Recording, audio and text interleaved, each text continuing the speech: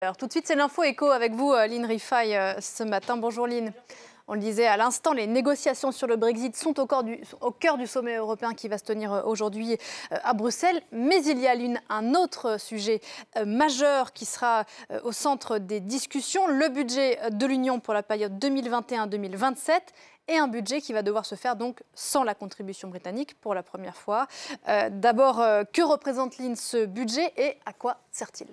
Alors Pauline, il faut savoir que les pays de l'Union européenne, 28 jusqu'à présent, négocient donc tous les 7 ans un budget pluriannuel pour financer un certain nombre de dépenses communes. Pour la période précédente, la période 2014-2020, ce budget s'élevait à un peu plus de 900 milliards d'euros, précisément 908 milliards d'euros. Et pour l'année 2019, on est à 148 milliards d'euros. Alors cela représente environ 1% de la richesse nationale, donc tous les ans, qui est consacré à ce budget européen. À titre de comparaison, c'est par exemple 3 fois moins que le budget de la France. Mais bien sûr, il s'agit de 2 budgets qui ont des objectifs différents. Les États membres ont d'autres prérogatives. Ils vont par exemple utiliser leur budget pour financer des dépenses comme l'éducation, la santé, la défense et d'autres postes comme la justice. Et puis, le budget de l'Union européenne, lui, a d'autres fonctions, notamment par exemple 2 piliers en particulier. Il y a l'agriculture et l'environnement avec la fameuse politique agricole commune. Il y a un autre pilier qui concerne les politiques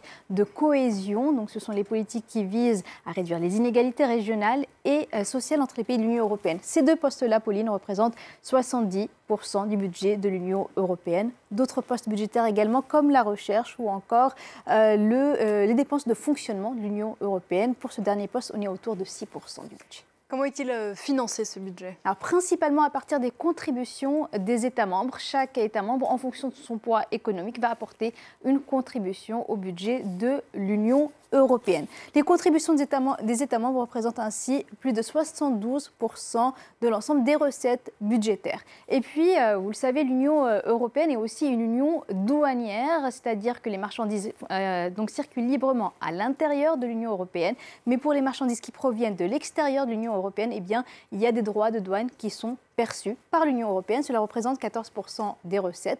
Il y a également environ 12% des recettes qui proviennent de la TVA collectée par les États membres. C'est une toute petite partie de cette TVA collectée. Et puis 2% proviennent d'autres sources, par exemple les taxes payées par les fonctionnaires européens. Puis il faut signaler que concernant ce premier poste, donc les contributions des États membres, le Royaume-Uni, qui s'apprête donc à sortir de l'Union européenne, était un des principaux contributeurs, mais aussi avait obtenu une ristourne. Margaret Thatcher l'avait négociée âprement. Et on voit ici Margaret Thatcher aux côtés de François Mitterrand au sommet européen de Fontainebleau en 1984, quand elle avait donc obtenu cette ristourne après sa demande faite il y a quelques années auparavant, I want my money back. Cette formule qui est restée célèbre. L'enjeu, pour revenir en 2019, Lynn, pour les États membres de l'Union, donc à l'occasion de ce sommet, c'est de se mettre d'accord sur les grandes lignes du budget pour les prochaines années.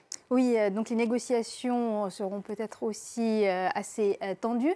D'abord, la première question, c'est quel pourcentage de la richesse nationale faut-il consacrer au budget de l'Union européenne ? La Commission européenne plaide pour une légère hausse à 1,114%, un chiffre bien précis, contre 1% environ aujourd'hui. Mais il y a des réticences de la part de nombreux États qui réclament aussi un contrôle strict des dépenses. Autre question, quelle part pour la PAC, la politique agricole commune ? Aujourd'hui, une part autour de 35% dans le budget de l'Union européenne. Il devrait baisser au cours des prochaines années. Toute la question est de savoir de combien. Et puis, comment compenser la contribution britannique, puisque c'était une des plus importantes contributions. Avec le Brexit, eh bien, on s'attend à un manque à gagner net estimé à 7 milliards d'euros qu'il faudra combler. Et puis, est-ce qu'il faut trouver de nouvelles sources de financement ? C'est une question qui se pose aussi. Par exemple, certains plaident pour de nouvelles taxes, collectées cette fois-ci par l'Union européenne, comme une taxe sur le carbone ou encore sur les demandes de visa. Merci beaucoup, Lynn.